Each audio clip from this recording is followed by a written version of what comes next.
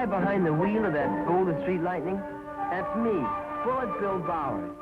My folks and I just moved to this new city, and it sure seemed to me like we'd picked out a town full of sleepwalkers.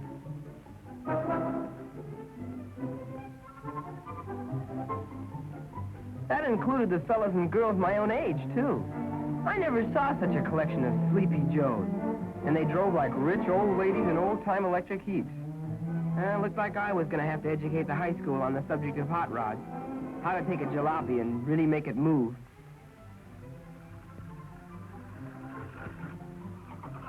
Why, in the burg I came from, I had the juiciest bug of any rodder in the Goose Greasers. That was our street racing club. And I had the biggest collection of traffic citations, too. All us greasers drove the cops crazy. And I could have started a private mental sanitarium for those I'd worked over.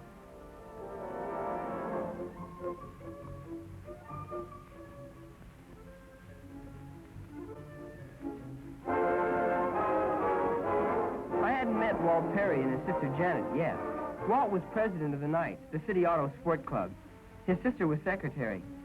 I guess my roadster impressed him.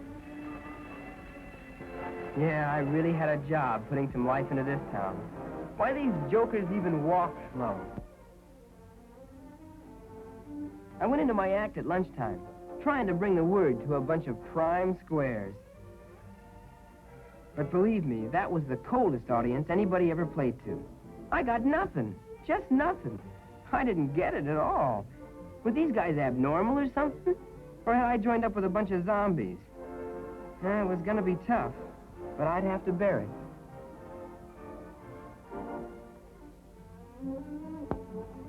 I was stuck with him. This city was a slow burg.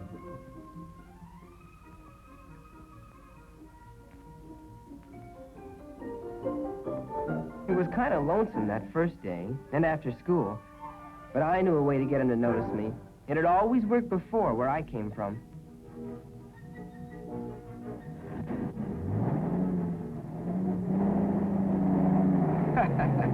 Yeah, they knew I was around now, all right. You should have seen them scatter. I got a lot of attention. Some of it not quite what I had in mind. Officer Jim Daniels came to school to give his regular safety talk. He took off after me.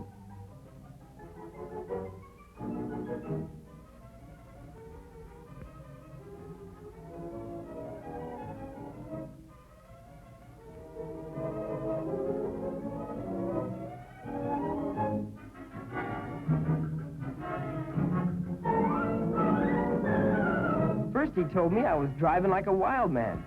I took that as a compliment. And then he asked if I was a member of the Knights. So I said no, I was a goose greaser and wanted to show him my card. But all he wanted to see was my driver's license. City. Didn't impress me much. Like I say, I held a goose greaser record.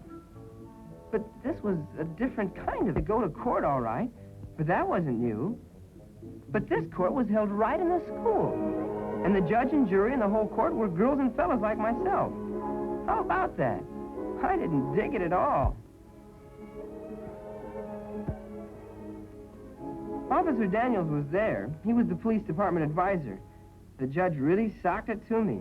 Oh, I didn't have to go to jail or pay another fine. I was sentenced to a special traffic school for unsafe and reckless drivers. I'd heard about these school courts all over the country, how they'd help cut down teenage accidents, but I'd never dreamed I'd end up in one. I had to find out from somebody just what was the matter with this town. Why were they so far behind the times?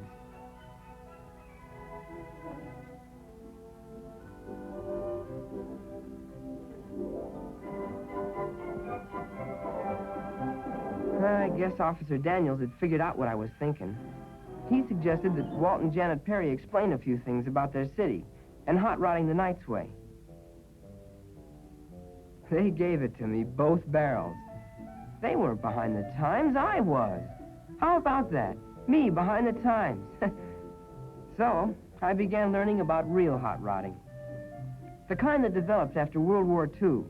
That's when thousands of high school and college kids and servicemen were bitten by the speed bug. They began cutting down and souping up stock cars and racing them in the public streets. It didn't take long to give drivers under 25 a bad name. Why? Maybe because teenage accidents were killing or maiming somebody once every 2 minutes, causing more damage than all fires and twice as many casualties as we had in the whole Korean War. The police cracked down, too, and collected driver's licenses wholesale. This scene was played up in a national picture magazine.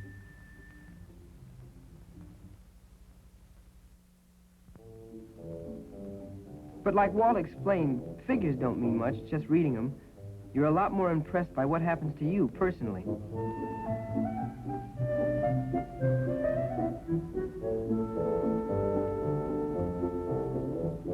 Tom Hanks was Walt's best friend, and his hero, actually. Tom had the Air Force as a fighter pilot. Now he was going to college. Tom had built up just about the slickest cut-down custom conversion in existence. You see, Tom had a big advantage. His father, George Hanks, had a big auto repair business, and besides that, he manufactured and sold speed parts. Mr. Hanks had to admit that his son had the hottest motor in town. But Tom shouldn't have spent all his time on the motor. There are other parts to a car, too.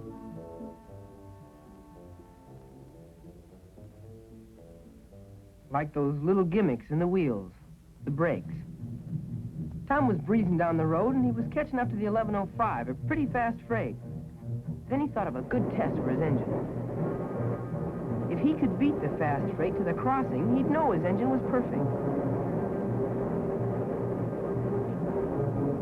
Then the engine sputtered, missed, slowed down just a little. Tom wouldn't beat the train. He'd have to use his brakes. But he didn't have any, and it was too late to turn off.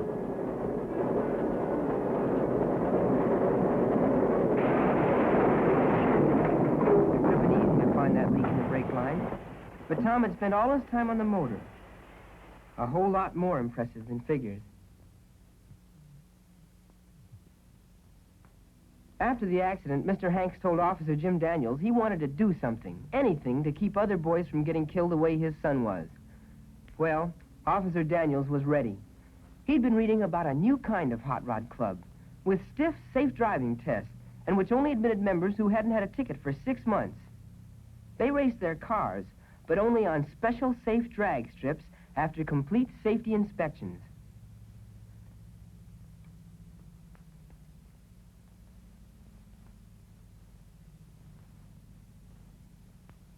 So that was how the Knights Hot Rod Club was organized.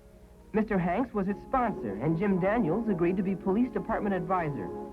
Mr. Hanks turned over a garage to the club and gave them enough tools and equipment for a start. Every hot rodder in town wanted to join, but the safe driving test and no ticket requirement kept out quite a few at the start.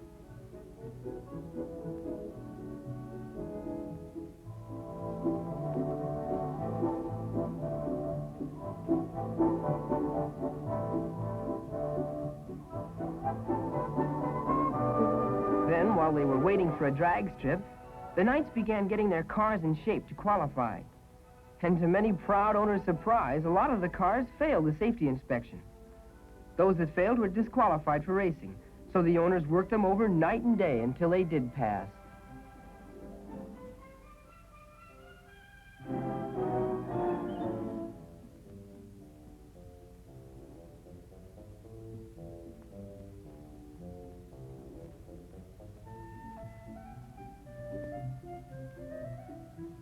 The inspection teams were getting good, so Officer Daniels decided to play a joke on them, see just how good they were. He brought over a prowl car that was ready for overhaul. The mechanic had found 5 things wrong. Now Jim wondered whether the Knights could find them.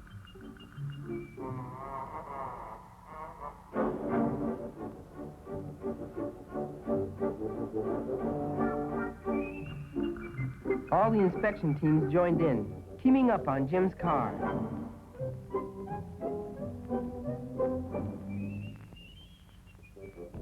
And they found the faults all right.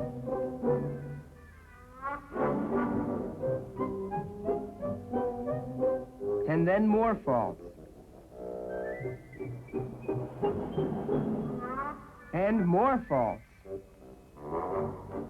And more faults, a dozen more than the contract mechanic had located.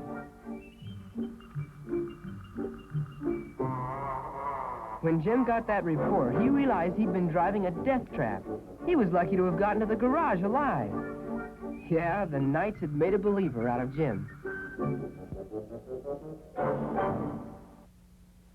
Meantime, Mr. Hanks was collaring all his business friends and getting them to help sponsor a drag strip and safety program. He was a real salesman. Almost before they knew it, they were signed up. Knights sponsors. Mr. Hanks and Jim Daniels went looking for a site to develop a good, safe drag strip. They found an old airfield that looked like it would fill the bill.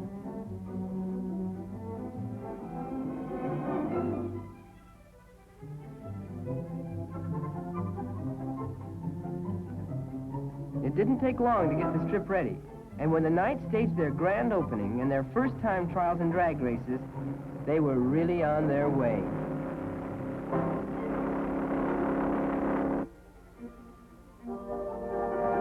The club began to impress people, the whole city, in fact. The Knights were proud of their club and were out to build a new reputation for hot rodders, for courtesy and safe driving. More and more motorists in distress received club courtesy cards. They led a successful campaign for driver education and auto shop training in high school, and right away, this began paying off, just as it has everywhere. In a survey in one state, 800 untrained drivers had 5 times as many accidents as 800 who had received training in school. At the same time, the untrained drivers got 7 times as many traffic tickets.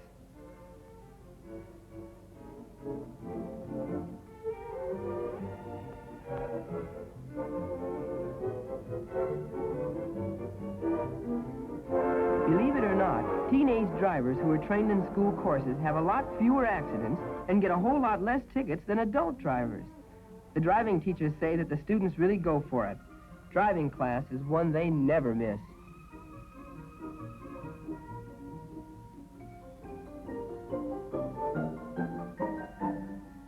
And why would they? Every now and then there are guest speakers, like the famous Ralph De Palma, who's considered the greatest racing driver in the past 50 years. He always tells the girls and fellas that nobody appreciates and respects careful driving more than a professional racer.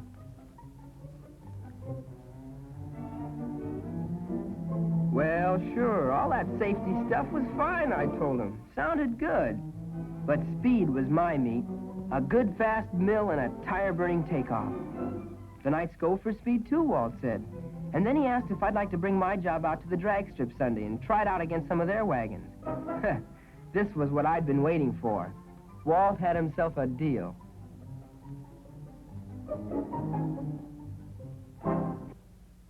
But I never got near the strip. They wouldn't let me. They checked my car over and said it wasn't safe. It took me a month working after school and on weekends just to get ready to pass the safety test.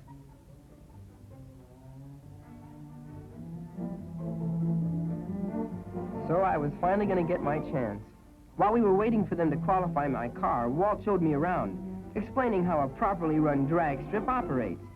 There are classifications for all kinds of hot rods, but the main one is the ratio of weight to piston displacement. This determines the basic engine class.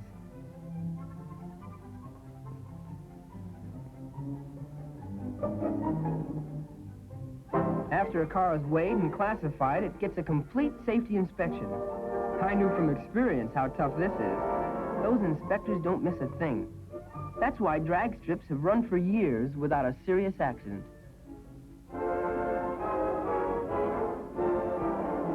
When it's been classified and inspected for safety, a car is ready to run. It gets an official number. But drivers have to be in good standing, too. If they're not of age, their parents have to okay them. Some of them show up a little too early. While the other cars are getting oil changes, he just gets changes, period.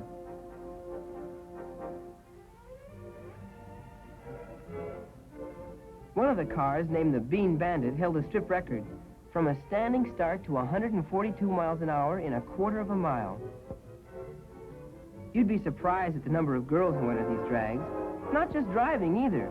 They know what's under the hood because they put it there themselves. Yeah, the drag strip was like a circus or a miniature Indianapolis. Hundreds of people were there from town to watch. A real big professional deal.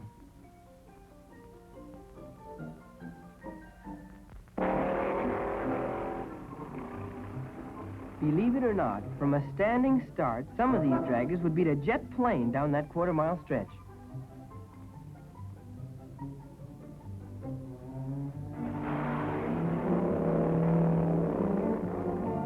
There were just about as many ideas in rebuilt bodies and chassis as there were in high-efficiency motors.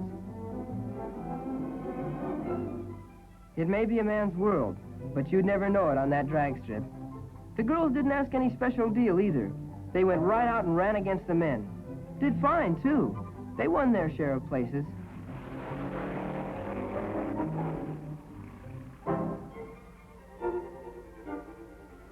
George Hanks and Jim Daniels had a right to be proud. And they were.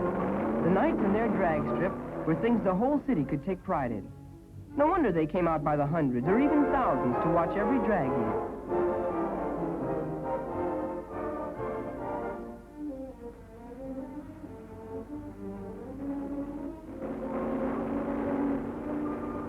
Then Walt pointed out a man at the refreshment counter. His name was Phillips, a top designing engineer from Detroit. Did you know that a whole lot of ideas in new cars were first tested and proved on drag strips and dry lakes? Things like dual exhaust, dual carburetors, and high compression heads.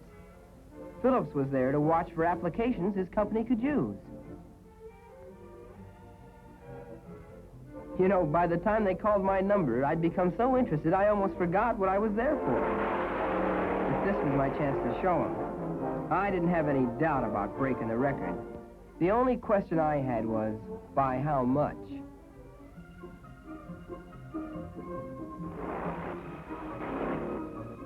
But either that clock was broken or somebody was being funny, I thought.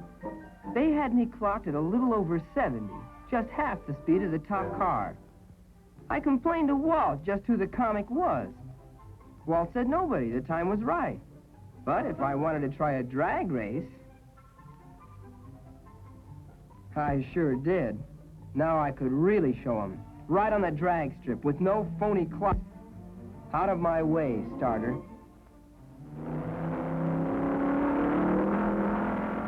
Yeah, I showed them all right. I had the coldest hot rod on the strip. I was left so far back I could have been driving Jack Benny's Maxwell. Obviously, I had a lot to learn from these squares.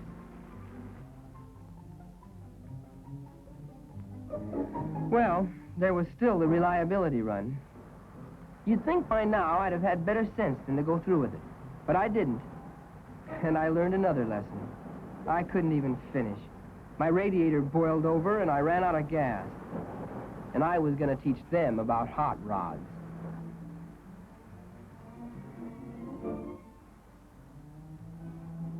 When that 1925 Star went by me, that did it. Right then, I made up my mind. If it was the last thing I ever did, I had to be one of the knights. So I got the list of membership requirements from Walt and his sister. She was the club secretary. And guess the first thing I had to do? I had to learn to drive. Imagine that, after all the miles I'd driven. But after a couple of sessions in the dual-control car, I found out there was a whole lot more to good, safe driving than knowing how to turn the wheel or which pedal is the gas. Actually, there was more I didn't know about driving than I did know. But that was just the first requirement.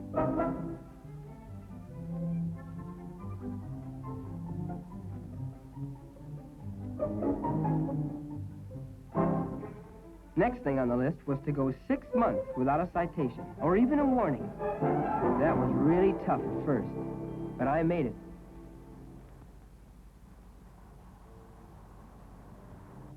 Believe me, I was never so glad of anything in my life as I was to get hold of that little Knight's membership card. But I knew one thing. I was a whole lot better and a safer driver than I was before I started working for it. Janet asked me to come outside. She said the Knights were holding a clinic and wanted me to join them.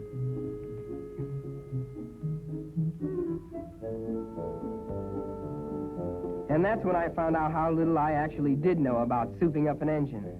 The Knights were holding a clinic, all right, on my car.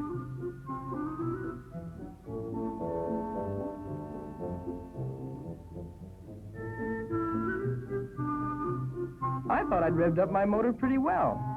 But now I learned about porting and relieving the block, cylinder bore, racing flywheels, custom camshafts, exhaust headers, dual exhaust, tolerances, new ignition, high compression heads, hemispherical combustion chambers, dual carbs, dual point distributors, dual intake. Well, I needed a mechanic's dictionary to even follow what they were talking about. All those parts and the tools were going to cost money, so I got a job after school and Saturdays to pay for them. You know, some guys spend thousands of dollars on a good hot rod.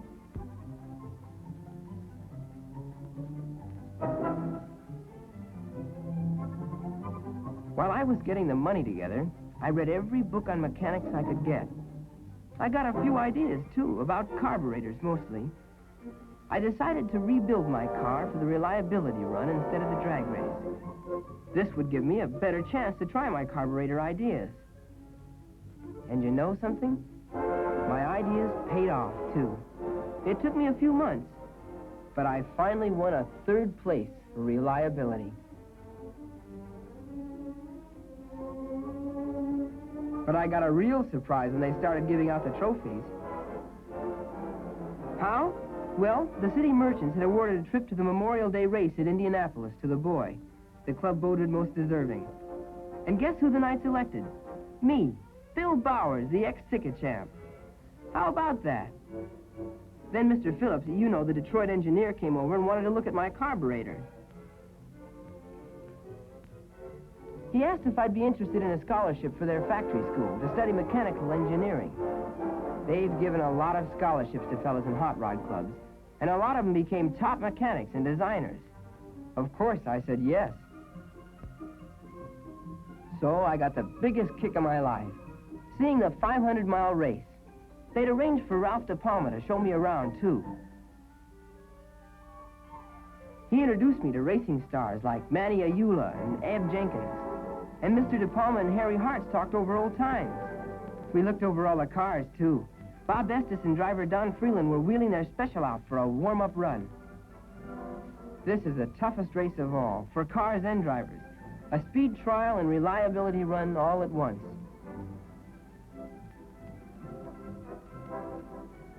What a kick, meeting famous guys like Duke Neyland and Roger Ward. And they told me they all considered Ralph De Palma the greatest driver in Indianapolis history. And Wilbur Shaw, the president of the Indianapolis Speedway, agreed with him. He won the race 3 times himself. You think the races are fast, you should watch the pit crews work. Why, they can change a tire faster than a blowout can go flat. A driver just couldn't win the race without a good pit crew to work his car over during the pit stops.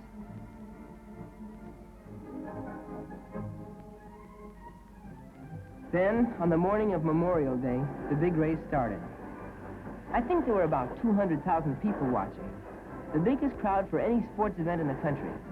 And get this, out of the 33 cars, 9 of them were driven by ex-hot rodders, members of clubs like the Knights.